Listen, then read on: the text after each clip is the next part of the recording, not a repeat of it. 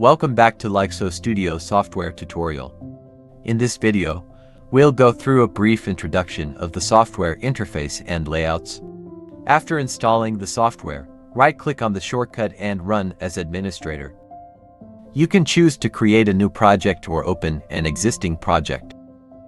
Note that Open Project function is limited to JSON files created by LixelStudio 3.0. Project JSON files from older versions are not supported.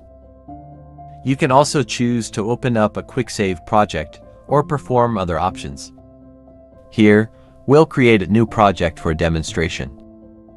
If you're thinking of processing your raw data, we recommend that you create the project folder on a disk, with a free disk space larger than 5 times the size of the raw data.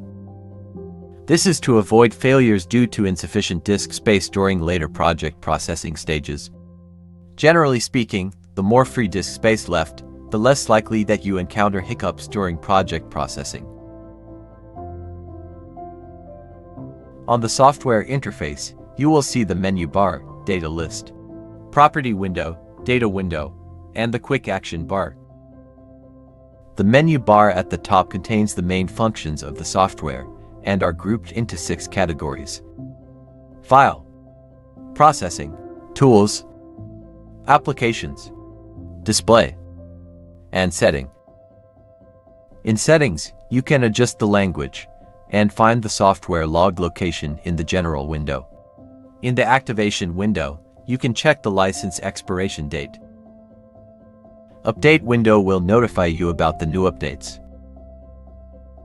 And finally, from the About window, you can see the current version information. With this button, you can switch between light mode and dark mode,